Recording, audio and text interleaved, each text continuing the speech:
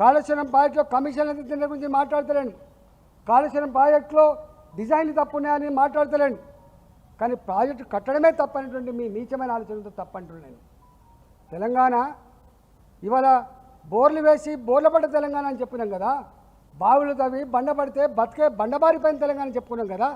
గా తెలంగాణకే కదా నీళ్ళు కావాలని చెప్పి అడిగింది. ఇవాళ మనం చేసుకున్నాం. మేము ఏమన్నామేమి ఇవాళ ఎలినినో మళ్ళా భయంకరమైన కరువు వచ్చినట్టుందని చెప్పి మనం చెప్పట్లే. ఇలా ప్రపంచవ్యాప్తంగా ఉన్నటువంటి మా బాధ ఏంది, మా బాధ ఏంది, మా బాధ ఇవాళ గింత ఇన్ఫ్రాస్ట్రక్చర్ తయారైంది కాబట్టి. లక్ష్మీ బరాజ్ నేను అక్కడ నీళ్ళు నింపమని కోరట్లేదు. ఎన్డీఎస్సీ ఏం చెప్పింది, వీళ్ళు ఏం చేసిండ్రు, ఎందుకు ఇన్ని సంవత్సరాలుగా ఇవాళ రాజకీయం చేస్తూ ఉన్నారు, ఎందుకు ఇన్ని సంవత్సరాలుగా జాప్యం చేస్తూ ఉన్నారు, ఎందుకు తెలంగాణ ఉత్తర తెలంగాణ ప్రజల కళ్ళల్లో మట్టి కొడుతున్నారు, ఎందుకు హైదరాబాద్ నగరాన్ని నీళ్ళు రాకుండా చేస్తున్న గురించి నేను మాట్లాడతాను. నేను అంటలేదు. నేను అడుగుతుండాలి ఏంటంటే ఇవాళ ఇంత భయంకరమైన హెచ్చరికలు వచ్చిన తర్వాత కూడా మీకు సోయి లేకపోతే ఎట్లా అని చెప్పి అడుగుతున్నాను. ఇవాళ ముఖ్యమంత్రి గారిని విమర్శించాలని నేను రాలే, ఇక్కడికి కాంగ్రెస్ ప్రభుత్వాన్ని విమర్శించాలని నేను రాలే. బాధ్యత కలిగిన వాళ్ళు మీరే కాబట్టి ఇవాళ నేను కేసీఆర్ గారిని డిమాండ్ చేయను. కేసీఆర్ గారు ఇవాళ చేసే పొజిషన్ లేడు కాబట్టి.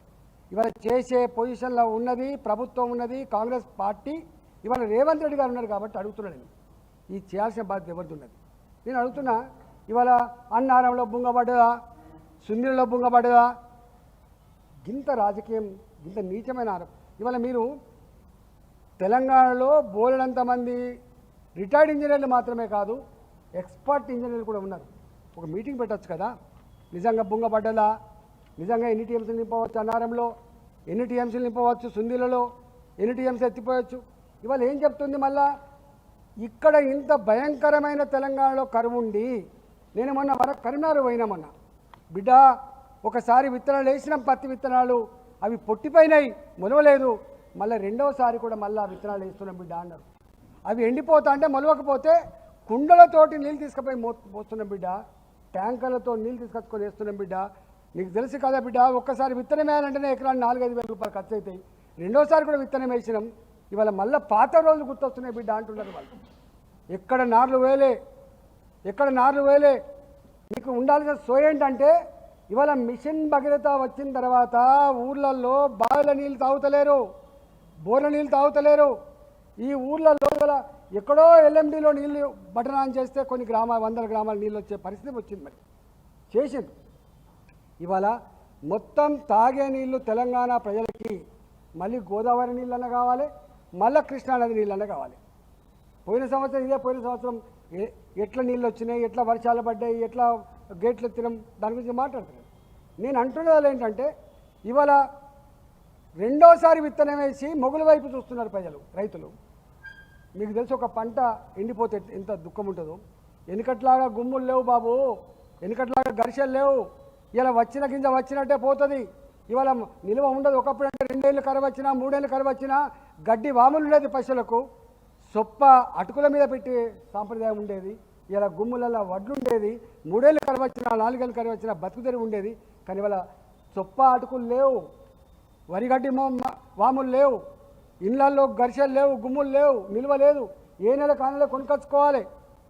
గిట్లాంటి ఈ పరిస్థితులలో మీరు ఇవాళ అక్కడ 90 టీఎంసీలు 90,000 క్యూసెక్ నీళ్ళు వస్తున్నాయని చెప్తుంది. దాదాపు 7.5-8 టీఎంసీల నీళ్ళు, 11,400 క్యూసెక్లకు ఒక టీఎంసీ అవుతుంది.